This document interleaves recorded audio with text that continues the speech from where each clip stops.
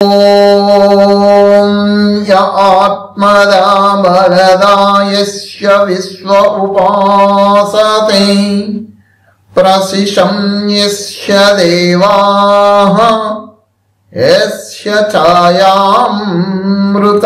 यस्य मृत्युः कस्मै देवाय हविषा विधेम। ఏ జగదీశ్వరుడు దయతో తన ఆత్మ విజ్ఞానమును గలిగించునో, ఎవడు సర్వ విద్యలయు సత్య సుఖములయు ప్రాప్తిని గలిగించునో, ఎవడు శరీరమునకు ఇంద్రియములకు మన ప్రాణాదులకును పుష్టి ఉత్సాహము పరాక్రమము దృఢత్వమును ఇచ్చునో, విద్వాంసులెల్లరను ఎవని ఉపాసించుచు వచ్చిరో, ఎవని అనుశాసనము వేదోక్త శిక్షణమును శిష్టులెల్లరూ అతి గౌరవముతో స్వీకరింతురు, ఎవని ఆశ్రయించుట మోక్ష సుఖమునకు కారణము, ఎవని అకృపయే జన్మ మరణ రూప దుఃఖములను అసంగునో ఆ ఈశ్వరుని అతని ఉపదేశములకు సత్య విద్యలను సత్య ధర్మములను సత్య మోక్షమును అంగీకరింపక వేదమునకు విరోధులై తన ఇచ్చ వచ్చినట్లు దుష్టములకు కోరికలతో దుష్కర్మలందు వర్తించుచు వారిపైన ఈశ్వరునకు కృప కలుగదు. అది ఏ అకృప, అది దుఃఖములకు కారణమగును. అతని ఆజ్ఞాపాలనమే సర్వ సుఖములకు మూలమగును. సుఖస్వరూపుడును సర్వ ప్రజాపతియునగు ఆ పరమేశ్వరుని ప్రాప్తి కొరకు సత్య ప్రేమ భక్తి రూప సామాగ్రితో మనము నిత్యము భజింతుముగాక. దివ్య పురుషులు వాళ్ళెవరు మనం కామెంట్ చేయలేము. వాళ్ళు చెప్పింది అక్షర సత్యమే, జగత్తు విద్య అనేది అక్షర సత్యము. కానీ ఆ జగత్తు విద్య ఎలాగ జగత్తు విద్య, ఏ జగత్తు విద్య అనేది నెక్స్ట్ వచ్చేటువంటి జనరేషన్స్ లో కావచ్చు, ఫాలోవర్స్ లో కావచ్చు, అవగాహన లోపం కారణంగా అనేక విధాల ప్రచారంలోకి వెళ్ళిపోయాయి. ఇవన్నీ కూడా మనం చెప్పుకుంటూ వచ్చాము, నిన్న మొన్న మధ్య చెప్పుకుంటూ వచ్చాము. మళ్ళీ ఒక్కసారి జస్ట్ మీకు అందరికీ వివరణ. ఈశ్వర సత్యము జగత్తు విద్య. ఈశ్వర సత్యం తర్వాత దృశ్య జగత్తు విద్య అని చెప్పాలి. ఆ దృశ్య అనే పదం డిలీట్ అయిపోయింది. జగత్తు విద్య జగత్తు విద్య జగత్తు విద్య ఇది ప్రచారం అయిపోయింది. నిజమే, జగత్తు విద్య. ఏ జగత్తు విద్య? దృశ్య జగత్తు విద్య. ఇది ఎవరికి కూడా తెలియకుండా పోయింది. జగత్తు విద్య అనగానే మొత్తం సృష్టి లేకుండా ఏమీ లేదని చెప్పేసి ఇది ప్రచారంలో చెప్పుకుంటూ వచ్చేసేస్తున్నారు. ఇది ప్రచారం అనేటువంటిది వేద ప్రమాణములతో తీసి చూస్తే ఈ జగత్తు అంటే దృశ్య జగత్తు మిథ్య అవుతుందే తప్ప మూల ప్రకృతి మూల జగత్తు ఏదైతుందో, పదార్థము మూల పరమాణు రూపంలో ఏదైతుందో అది మిథ్య కాదు. అది శాశ్వతము, ఎటర్నల్, నిత్యము, అనాది, సనాది. ఆ మూల జగత్తుకి ఆది లేదు, అంతము లేదు. మరి దృశ్య జగత్తు ఏమవుతుంది? ప్రళయములో మూల జగత్తులో లయమైపోతుంది. ఈ మూడు కూడా కలిసే ఉంటవి. ఏ మూడు కలిసి ఉంటవి?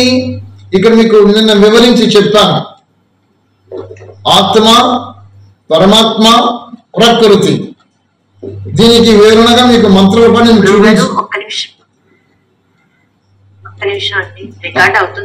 అవుతుంది. చేస్తున్నానమ్మా. నిన్న మీకు ఇవన్నీ చెప్పుకుంటూ వచ్చా. జగత్తు మిథ్య అనే దాని గురించి జగత్తు మిథ్య అనే పదము ముందు దృశ్య జగత్ అని చెప్పేస్తే ఎవరికి ఏ విధమైనటువంటి ఇంకా అలిగేషన్స్ రైజ్ కావు. కాబట్టి అది కొంచెం సవరించుకోవాలి. ఈ ప్రవచనకారులు తర్వాత ఎవరైతే బాబాలు గురువులు చెప్పుకుంటూ వచ్చేసేస్తున్నారో దీన్ని కూడా సవరించుకోవాలని నా మనవి. అర్థం చేసుకోండి. ఇది జ్ఞానము, ఇందులో ఏ విద్యమైనటువంటి సెంటిమెంట్స్ కానీ అవిద్యకు కానీ తావు ఇవ్వకూడదు. తర్కం ద్వారా జ్ఞానం బయటకు వచ్చేస్తుంది, ఎసెన్స్ బయటకు వస్తుంది. ఆ తర్కం అనేటువంటి మనకి తర్కశాస్త్రం ఉన్నది. తర్కశాస్త్రం చదువుకుంటేనే తప్ప ఈ విషయాలు బయటికి రావు. కాబట్టి నా ప్రియ ఆత్మబంధువులు, ప్రేక్షక మహాశయులు అందరూ కూడా సత్యాన్ని గ్రహించండి. జగత్తు మిథ్య అంటే దృశ్య జగత్తు మిథ్య అవుతుంది. మూల జగత్తు ప్రకృతి పరమాణు రూపంలో ఏదైతుందో అది మళ్ళా అందులో లైన్ అయిపోతుంది ఈ దృశ్య జగత్తు. ఉదాహరణకి మీరు బర్నింగ్ ఎగ్జాంపుల్ గా మీ శరీరాన్ని తీసుకోండి. ఈ శరీరము ప్రకృతి అనే శరీరము గర్భంలో ఈ వికృతి రూపంగా తయారీ సృష్టి మీదకి వస్తుంది. రేపొద్దున ఇందులోంచి ఆత్మ బయటకు వెళ్ళిపోతే ఇది ఎక్కడ పోతుంది? ఈ శరీరం ఎక్కడ పోతుంది? మళ్ళీ మూల ప్రకృతిలోకి వెళ్ళిపోతుంది. అంత్యేష్టి క్రియలను వచ్చినప్పుడు అంటే శరీర దహన క్రియలకు వచ్చినప్పటికీ ఆ దహన క్రియలో 122 మంత్రాలు వస్తాయి. కన్ను, ఈ ప్రకాశ తత్వాలు, వాయువు, ఈ యొక్క జ్ఞానేంద్రియాలు, కర్మేంద్రియాలు ఇవన్నీ ఏ తత్వాలతో తయారయ్యాయో మళ్ళా ఆయా తత్వాలలో విలీనం చేసిస్తూ ఆ మంత్రోచ్చరణతోటి, ఈ ఘృతముతోటి, ఈ ఓషలతోటి దీన్ని దహనం చేయడం జరుగుతుంది. అంటే దీన్ని బట్టి ఏమర్థం అవుతుంది? ఏ పంచతత్వాల ద్వారా ఈ శరీరం తయారైందో అదే పంచతత్వాలు ఈ శరీరం మళ్ళా విలీనం అయిపోతుంది. అంటే ప్రకృతి మళ్ళా మూల ప్రకృతిలో వెళ్ళిపోతుంది. మళ్ళా నెక్స్ట్ జనరేషన్ కి అంటే మళ్ళీ నెక్స్ట్ సృష్టి స్థాపించినప్పటికీ మళ్ళీ గర్భంలో ఈ శరీరం తయారైనప్పుడు మళ్ళా ఆ యొక్క పూర్వజన్మ కర్మను బట్టి మళ్ళీ ఆత్మ ప్రవేశించి మళ్ళీ శరీరం తీసుకుని మళ్ళీ భూమి మీదకి వచ్చి తన జీవనయాత్ర సాగించుకుంటూ పోతుంది. దీన్ని బట్టి మనకి ఏమర్థం అవుతుందంటే స్థూల ప్రకృతి అంటే ఈ దృశ్య ప్రకృతి ఇది లయమైపోతుంది. మూలం ఏదైతుందో ఆ మూల ప్రకృతి మాత్రం ఎటర్నల్ గా ఉండిపోతుంది. ఇది మిథ్య, ఇది గ్రహించండి. ఇది కూడా మీకు అందరికీ నిన్న మన క్లారిఫికేషన్ క్లియర్ గా అర్థమైపోయింది. ఇకపోతే ఒక స్లోగన్ ఉంది, ఆత్మ పరమాత్మలో లయమైపోతుంది అని. అది మరి ఎలా పుట్టుకొచ్చేసేసిందో, ఎక్కడి నుంచి వచ్చేసిందో, ఎవరి దగ్గర నుంచి వచ్చేసేసిందో అర్థం కాకుండా పోయింది. ఆత్మ పొరపాటున కూడా స్వప్నంలో కూడా పరమాత్మలో లయం అవ్వదు. ఆత్మ గాని పరమాత్మలో లయం అయిపోయినట్లయితే ఆత్మకి అస్తిత్వం కోల్పోయినట్లు అయిపోతుంది. ఇంకా ఆత్మకి అస్తిత్వం లేదు ఇంకా అక్కడ. అలా కాదండి, అద్వైతం అని ఉన్నది ఒకటేనండి. యాక్సెప్ట్ చేసి తీరాలి కదా. ఉన్నది ఒకటే, లేదు ఎక్కడ ఉంది? ఆ ఉన్నది ఒకటే ఏదైతే ఉన్నదో దానితో సరిపోయేటటువంటి విధానాలకి ఇంకొకటి లేదు. మీకు అదే అద్వైతుడు అనే దానికి విధానం గురించి మీకు చెప్పుకుంటూ వచ్చేస్తా. ఈ అద్వైతుడు అనేటటువంటి దానికి వచ్చి చూస్తే మీకు చాలా వివరంగా చెప్పాను. ఒకసారి మళ్ళా మీకు వినిపిస్తాను, అది చూడండి. ద్వయోద్భావ ద్వాభ్యామితం సా ద్వితం వాసైవ తదైవాద్వైతం నా విద్యతే ద్వైతం ద్వితీయేశ్వర భావో యస్మిన్ తదద్వైతం దాత సజాతీయ విజాతీయ స్వగత భేద శూన్యం బ్రహ్మ. ఇది చెప్పేసింది. అంటే పరమాత్మకు స్వజాతీయుడు గాని విజాతీయుడు గాని స్వగతములో గాని అంటే సజాతీయుడు తన లాంటి రూపంతో ఉండినటువంటి వాడు, తనకన్నా ఉన్నతమైనటువంటి వాడు ఎవడు కూడా లేడు. విజాతీయుడు తనకు భిన్నముగా ఉండినటువంటి ఈ మహాప్రకృతిలో ఏది కూడా తనకన్నా ఉన్నతమైనటువంటి లేదు. స్వగతం అనేటప్పటికీ తనకి ఈ కళ్ళు, ముక్కు, చెవులు ఇలాంటి వాడు ఎవడు కూడా లేడు. ఇవన్నీ మనకొచ్చాయి, ఆయనకి లేవు. స్వగతంలో గాని విజాతీయంలో గాని సజాతీయంలో గాని ఎవరు తనకన్నా ఉన్నతమైనటువంటి వారు లేరు. కాబట్టి అతడే పరమేశ్వరుడు. ఆ పరమేశ్వరుడికి అద్వైతుడు, అద్వైతము లేనటువంటి వాడు. ద్విత అంటే రెండు. ఈ ద్వితకి అకారం చేస్తే ద్వితము రెండు. ఈ రెండుకి ముందుని అకారం చేసినప్పుడు అద్వైతము, ద్వైతము రెండు, ద్విత రెండు. ఈ రెండు ముందుకి చేర్చితే అద్వైతం అవుతుంది. అద్వైతం రెండు లేనటువంటి వాడు ఒక్కడే. ఇదే మనకు అధర్వేదం చాలా క్లియర్ గా మంత్రాలు చెప్పుకుంటూ వచ్చేసాయి. 1, 16, 17, 15, 16, 17 చెప్పుకుంటూ వచ్చింది అధర్వేదంలోను. 57, 31, 50, 37, 51, 37, 52, 37, 53 ఈ మంత్రాలు మీకు మంత్ర సంఖ్యలు చెప్పని చూసుకోండి, చాలా వివరంగా కనబడతాయి. ఇకపోతే అద్వైతుడు నో ప్రాబ్లం, మహోన్నతుడు, ఉన్నతమైనటువంటి వాడు, ఉన్నతమైన గుణములతో సర్వత్రా వ్యాప్తమై ఉండేటువంటి వాడు. ఆ పరమేశ్వరుడిని అందరూ యాక్సెప్ట్ చేయాలి. మరి ఇక్కడ ఈ రెండోది వచ్చేసింది కదా, ఈ ద్వైతము. ఏది రెండోది? ఆత్మ వచ్చింది ద్వైతము. పరమాత్మని ఆత్మని కంపేర్ చేసి చూస్తే నేను మీకు చెప్పాను, ఆత్మ యొక్క లక్షణములు చెప్పాను, పరమాత్మ యొక్క గుణములు, ఈ ఆయన తనక ధర్మాలు మీకు తెలుస్తాయి. ఆత్మ యొక్క లక్షణములు తీసుకున్నప్పుడు పరమాత్మ తీసుకుంటే ఆత్మ అల్పజ్ఞాతం అయిపోతుంది, అల్పజ్ఞాని అయిపోతుంది. కాబట్టి ఆత్మకే పరమాత్మకి పోల్చాల్సిన పనే లేదు. ఆత్మ పరమాత్మలో ఎలా లయమవుతుంది? ఒకవేళ లయం అయిపోతే మరి ఆత్మక అస్తిత్వం పోయినట్టే కదా. మరి గీతాచార్యులు ఏం చెప్పాడు? దేహి నిత్యం అవధ్యోయం దేహే సర్వస్య భారత అని చెప్పేసి మనకు శ్లోకం చెప్పేస్తుంది. నైనం చిందంతి శస్త్రాన్ని నైనం దహతి పావక, ఇవన్నీ చెప్తున్నాయి కదా. వాసంసి జన్మ యదాని అని చెప్పేసి అది చెప్పేసేస్తుంది కదా. ఆత్మ శాశ్వతము, దేహాలు నశించిపోతాయి, ఆత్మ నశించవు.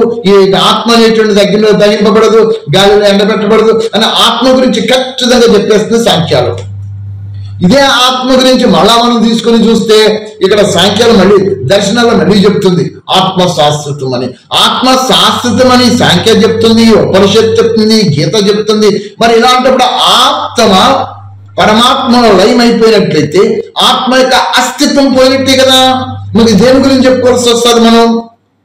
కాబట్టి నా ప్రియ ప్రేక్షక మహాశయులు, ఆత్మబంధువులు సత్యాన్ని గ్రహించండి. కొంచెం నేను నమ్మిన సిద్ధాంతమే సత్యం అనుకొని అన్ని తీసుకొచ్చి దాంట్లో చేసేసి ఇదిగో అక్కడ ఎలా చెప్తుంది ఇక్కడ చెప్తుందంటే దాన్ని కుదరదు, యాక్సెప్ట్ చెయ్యరు.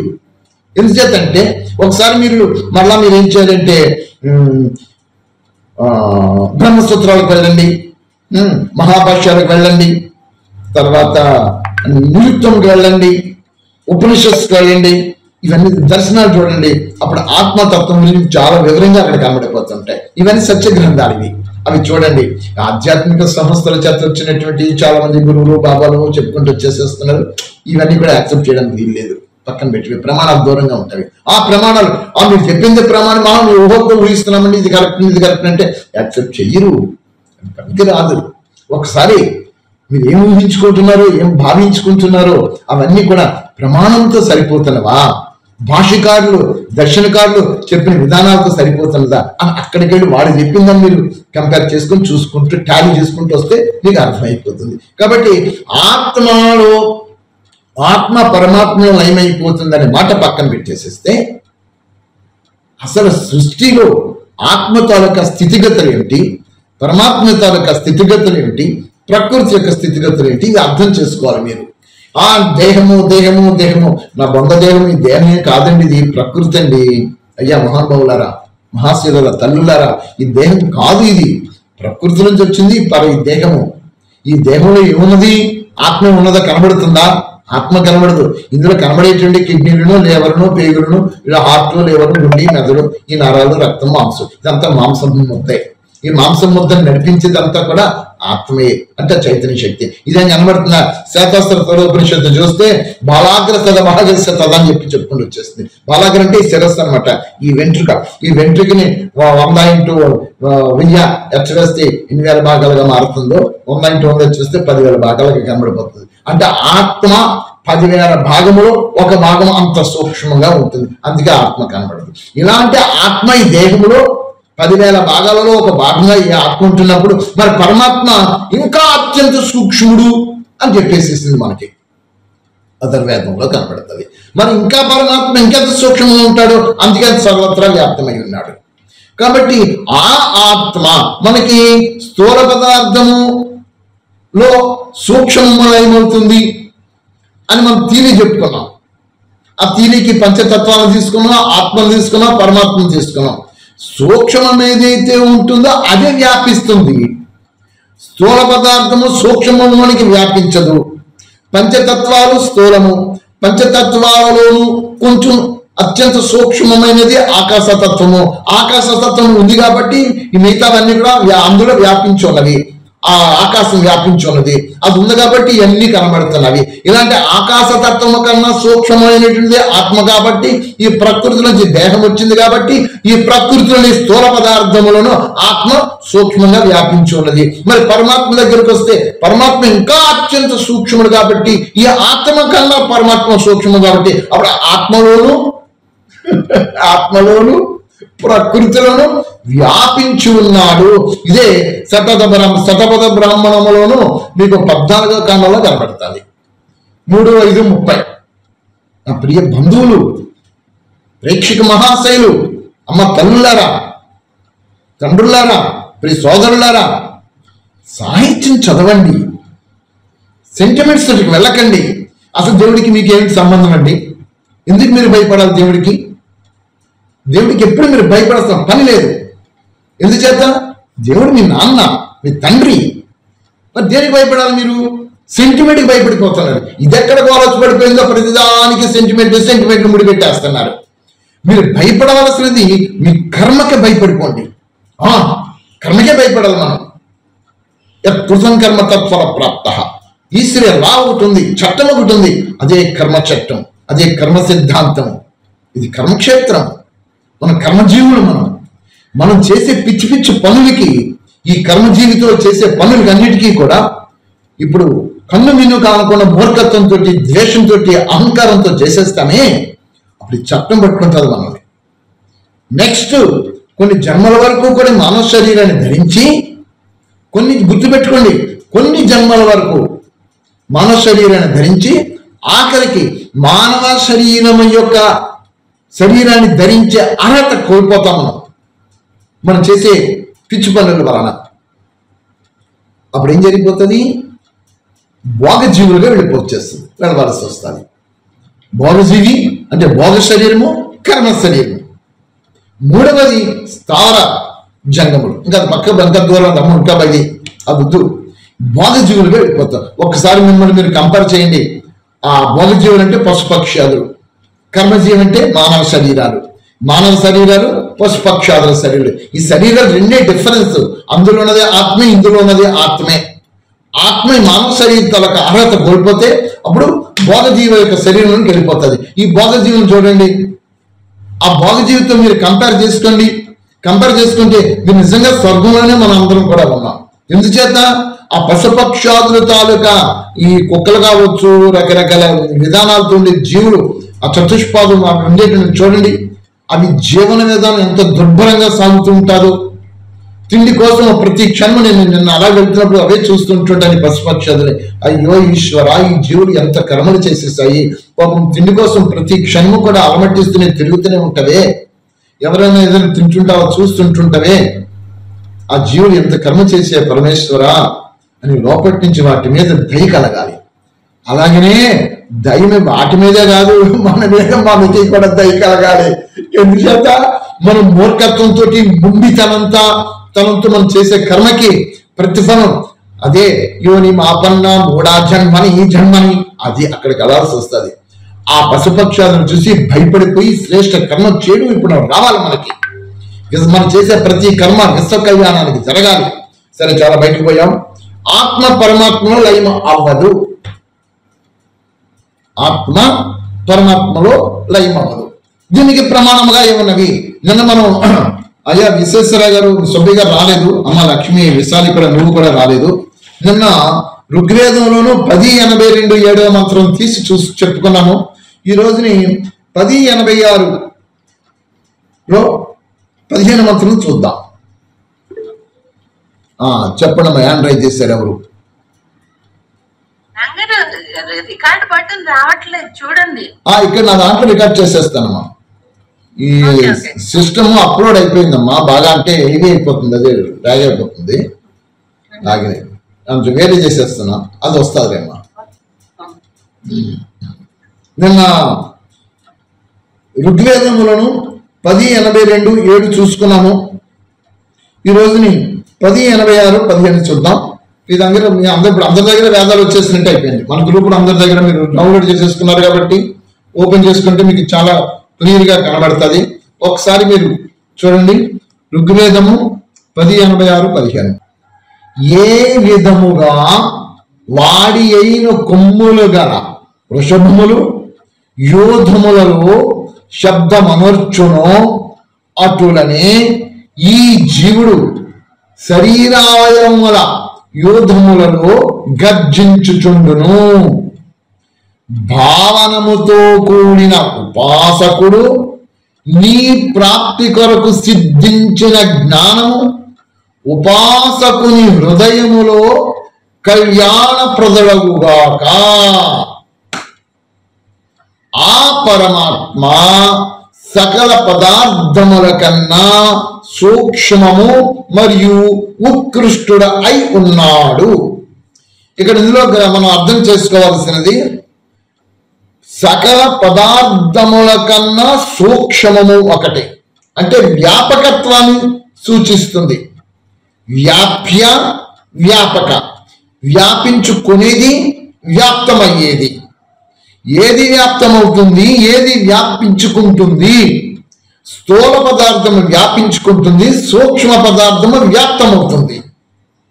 ఈ బ్రహ్మాండములను తీసి చూస్తే 3 పదార్థాలు మనకి కనబడతాయి. ద్రవ్యరాశులు ఉన్నవి, ద్రవ్యరాశులు అంటే 11 ఉన్నవి. కానీ మనం చెప్పుకోవాల్సిన ఇప్పుడు ప్రమాణకం తీసుకొని విడగొట్టేస్తే జడ ద్రవ్యరాశి, చైతన్య ద్రవ్యరాశి.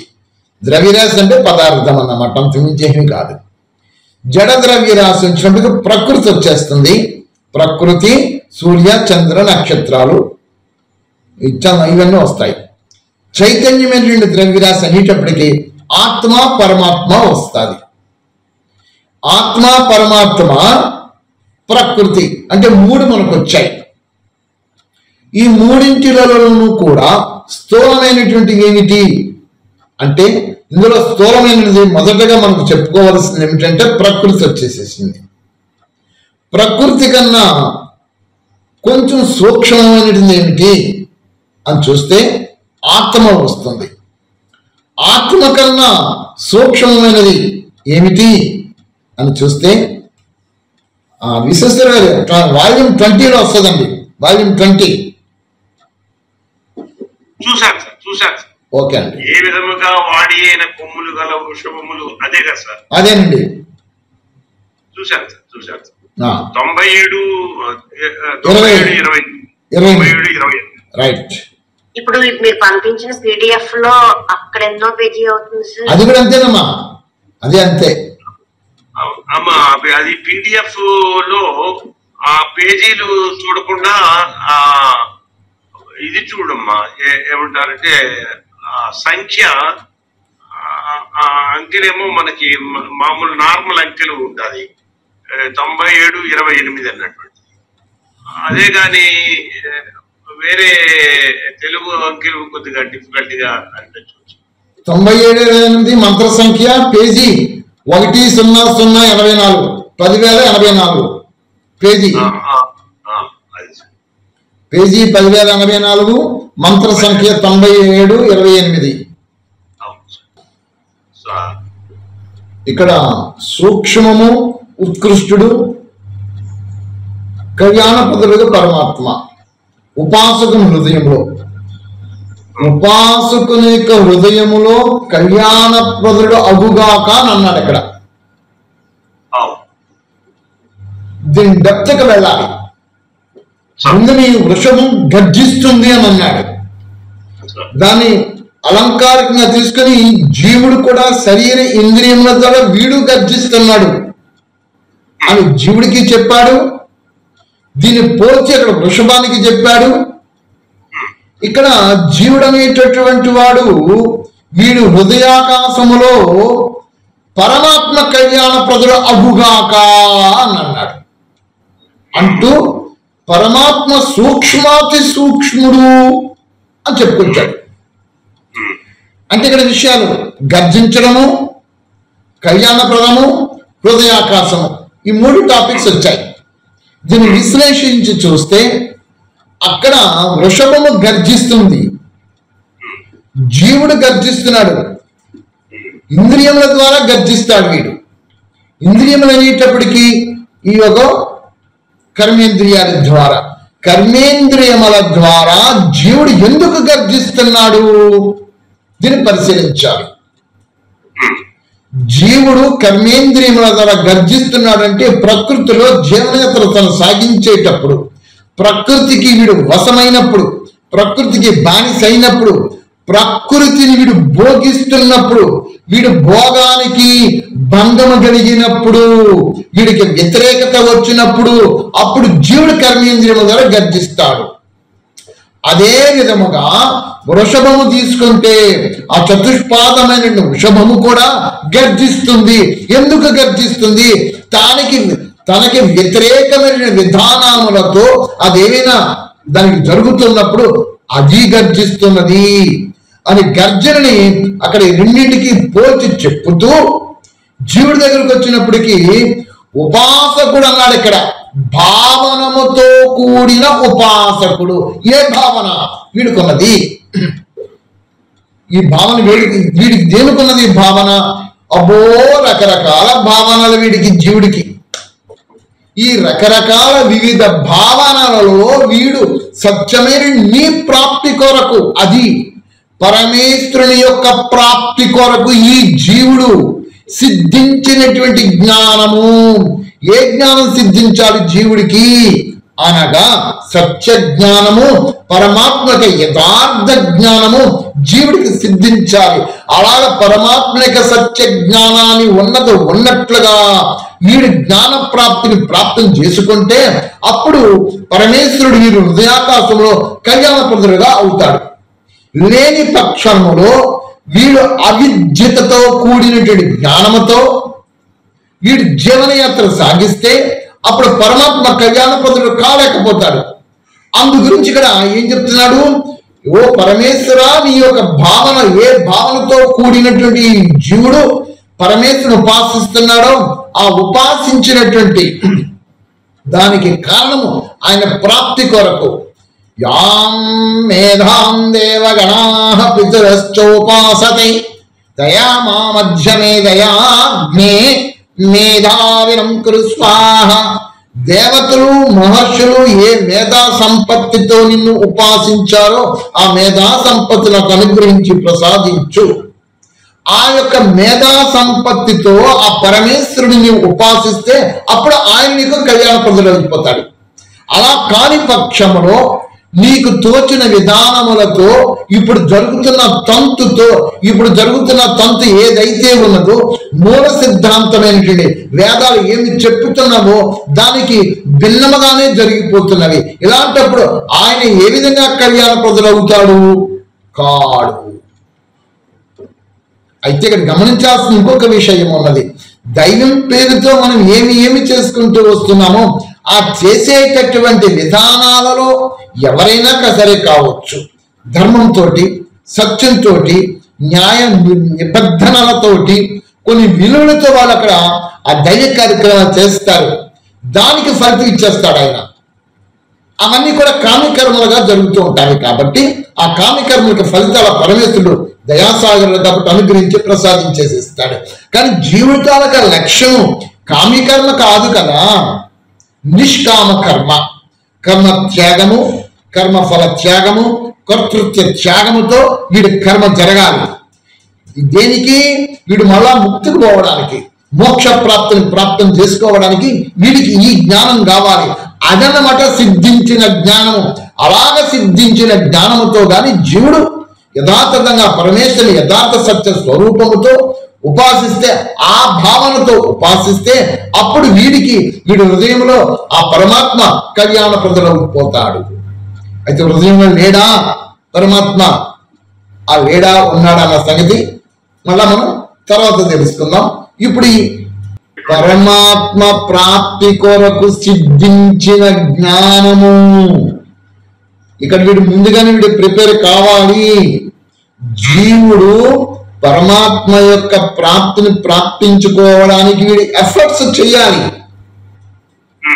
వీడు సాధన చెయ్యాలి. ఈ సాధన క్రమములో వీడు సత్య సాధన చేస్తున్నాడా, అవిద్యతతో కూడిన సాధన చేస్తున్నాడా, వీడి తరగ విద్యాజ్ఞానంతో సాధన చేస్తున్నాడా అని ముందు వీడు పరిశీలించుకోవాలి. అంటే ఈ జీవుడు పరమాత్మని యొక్క ప్రాప్తి పొందడానికి యథార్థ సత్య జ్ఞానాన్ని వీడు ప్రాప్తం చేసుకుంటే అప్పుడు ఆ సిద్ధించిన జ్ఞానముతో వీడు ఉపాసన చెయ్యాలి. ఆ విధముగా ఉపాసన చేస్తే అప్పుడు పరమాత్మ వీడికి కళ్యాణప్రదుడుగా మారిపోతాడు. లేని పక్షంలో పరమాత్మ చలించడు, దూరంగానే ఉంటాడు వాడు. ఎందుచేత? వీడికి ప్రాప్తించినటువంటి జ్ఞానం ఏదైతే ఉందో ఆ జ్ఞానము అవిద్యుత్తుతో ఉందా, పూర్ణ విద్యుత్తుతో ఉందా అని వీడు ముందు గ్రహించుకోవాలి. గ్రహించుకోగలిగినప్పుడే అందులో వీడికి ఏదైతే ఈ వీడి సిద్ధాంతం నమ్ముకొని కూర్చున్నాడో ఈ సిద్ధాంతము అసత్యమని తోచినప్పుడు దాన్ని వెంటనే పరిత్యజించాలి. అలా పరిత్యజించకుండా మిగతావన్నీ కూడా వీడి సిద్ధాంతంలోనికి తీసుకొచ్చి ఆ విధమైనటువంటి సంస్కారంతో వీడు పరమాత్మని ధ్యానిస్తూ వస్తుంటే పరమాత్మ వీడికి కళ్యాణప్రదుడుగా అవ్వడు. ఎందుచేత వీడి ఆచారాలు, వీడి సాంప్రదాయాలు, వీడి విధానాలు అన్ని వేద విహిత కర్మలతో ఉన్నవా, అష్టాంగ యోగాంగములతో ఉన్నవా, సత్య సాహిత్యముతో వీడి విధానాలు ఉన్నవా, ఇవన్నీ పరీక్షించుకుంటూ రావాలి. ఏదో జీవితం అంటే ఆషామాషిగా ఏదో కాలక్షేపం చేసేస్తున్నాం, మాటలు చెప్పేసేసుకుంటున్నాం, భగవంతుని జ్ఞానం చెప్పేసేస్తున్నాం అంటే కుదరదు. మహా అగ్ని అది. కానీ ఎంత అగ్నియో అంతటి సహజము, సహజాతి సహజము తెలుసుకుంటే. ఇదే ఒకసారి మనం డిస్కషన్ చేసుకున్నాము. అవిద్యలకు అజ్ఞానంతో వాడికి దూరంగానే ఉంటాడని. కాబట్టి ఆ పరమాత్మ మనం ప్రాప్తం చేసుకోవాలి అంటే ముందు మన ఎఫర్ట్స్ ఏవి, మన ప్రయత్నం ఏది, ఈ ప్రయత్న లక్ష్యం ఎక్కడుంది, మనకి పరమాత్మ గురించి యథార్థ అవగాహన నాకు ఎంతవరకు వచ్చింది, ఇవి మీకు తెలియాలి అనేటట్లయితే మీరేం చేయాలి? సత్య సాహిత్యం చదవాలి, ఒక మంచి గురువుని తీసుకోవాలి. ఆ గురువు అనేటటువంటి వాడు ఎలాగ ఉండాలి? లంపటుడిగా ఉండకూడదు, లోభిగా ఉండకూడదు, అహంకారంతో ఉండకూడదు, క్రోధి కాకూడదు. ప్రేమకు ప్రతిరూపంగా, పరమాత్మకు ప్రతిరూపంగా గురువు కనబడాలి. అలాంటి గురువుని మీరు ఎన్నుకొని ఆయన చెప్పిన విధానం మీరు ఆచరించుకుంటూ మీ యొక్క జ్ఞానాన్ని ప్రదర్శించకుండా ఆ యొక్క జ్ఞానాన్ని మీరు స్వీకరిస్తూ వస్తుంటే మీకు లక్ష్యము గమ్యము చాలా దగ్గరగా కనబడుతుంటుంది. మీరు అందరూ ఇప్పుడు తన్మనులై ఉంటారు. ఇదే విషయము మహర్షి దయానంద సరస్వతి వారికి లభించింది.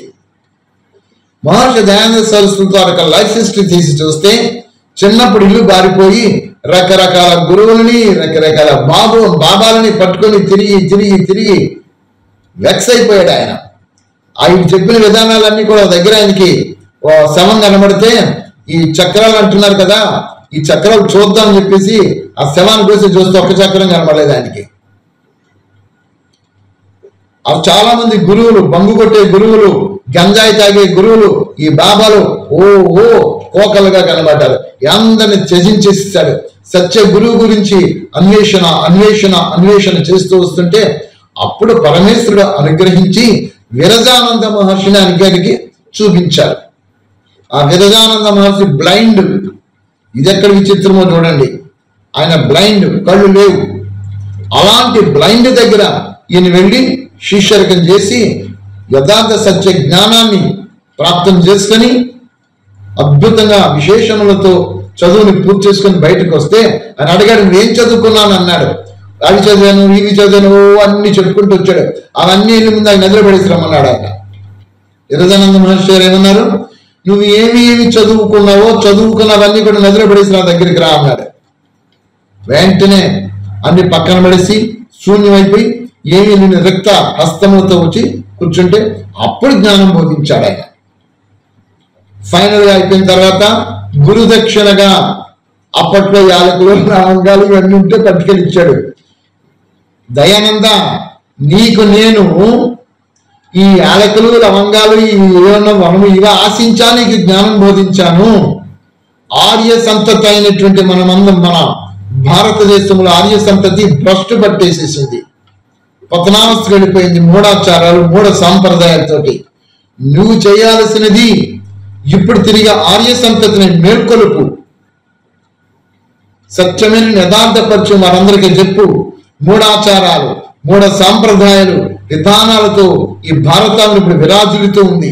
ఇలాంటి మూఢ ఆచార సాంప్రదాయాలన్నీ కూడా నాశనం అనొచ్చు. సత్యపరిచయం చెప్పు. అదే నువ్వు నాకు ఇవ్వవలసిన గురుదక్షిణ.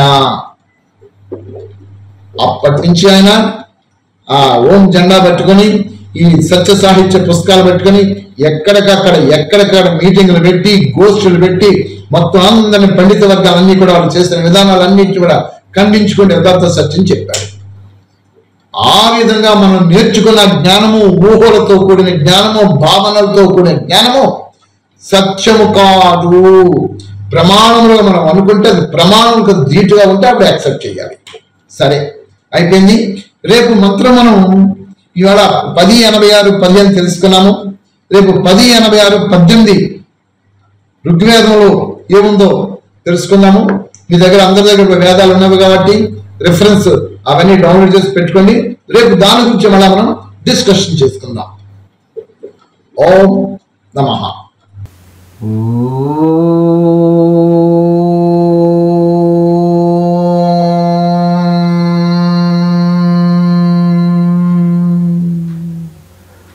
जौ शान्तिः अन्तरिक्षघं शान्तिः पृथिवी शान्तिः आपः शान्तिः